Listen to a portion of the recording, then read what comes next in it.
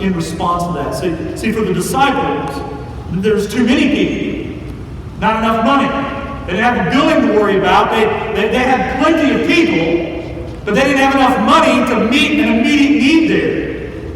And so not only do they not have enough money, they have too many mouths to feed, they're now looking around saying, well, do we have any other resources available? You see, they began to look among the people.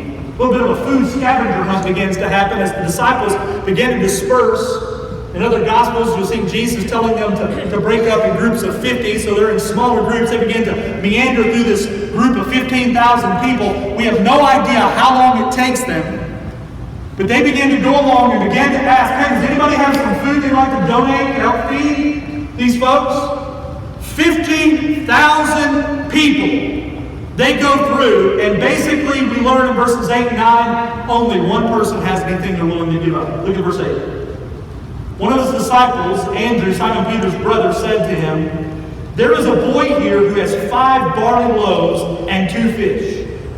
And then he says, but what are they for so many? So think about this, 15,000 people, and all they can come up with out of all these people are 5 loaves and 2 fish. Are you kidding me? I mean, surely somebody has a Snickers bar or a Twix bar somewhere, right? Or at least they're being stingy and they're holding it back. But maybe just a Tic Tac. Anybody have a Tic Tac? No. All they had was one boy with some bread and some fish, and the disciples' thoughts here, well, Andrew reveals it, they doubt. He says, but what are they? These 5 loaves, 2 fish, what are these things for so many people? And what do you think is going through the minds of the disciples at this moment? I mean, remember who they are, man. They followed Jesus. Jesus came up to them individually and said, follow me, I'll make you fishers of men. And one by one, they began to follow him. They left their families, they left their friends, they left their professions. They left it all and they followed after Jesus, believing in him, trusting him, following him by faith. But in this moment, after all they've seen, after all they've watched Jesus do, they're not believing. They're doubtful here. In this moment, not just Philip, but all of them have failed the test. Now, Jesus knew they had nothing to offer. He knew they didn't have much at their disposal. But what he really wants for them is not for them to get busy in his name, but to yield to him and to surrender to him and to recognize that what is needed most is what Jesus can offer, not what they can offer. Just to trust him. And you know, if we would sincerely invite God into our plans, but we have nothing much to bring, you do know that Jesus fills the gap, right? I mean, I believe that Jesus demonstrates that for us in the way that he performs the miracle. Look at verse 10. Jesus says, have the people sit down. Now there was much grass in the place, so the men sat down, about 5,000 in number. But remember, it's not just the men that's here. Women and children are there, so probably 15,000 more. Jesus then took the loaves, and when he had given thanks, he distributed them to those who were seated, so also the fish, as much as they wanted. And so he blesses it here. He gives thanks. Now the scriptures don't mention it here. Other Gospels record that when he blessed the food, that he actually looked up into heaven and uttered a blessing. You see, there's nothing spiritual, nothing miraculous about the bread and the fish themselves.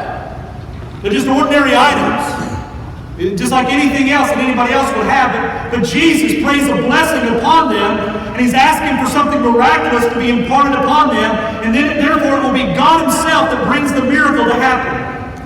It was only after that he invoked God into the situation, the power of God the Father, that the miracle happens and the food begins to multiply. Look at verse 12. Here's the results here.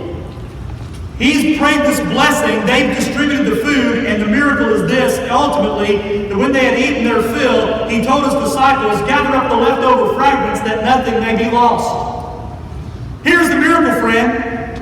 15,000 people that had 5 loaves, 2 fish among them, and there's leftovers. It's not a Baptist crowd, right? We eat it all the way to the bottom in our potlucks.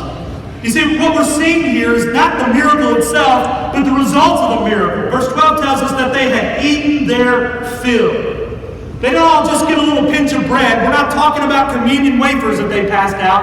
Everybody was satisfied. Everybody had a meal. Everybody was filled to the brim.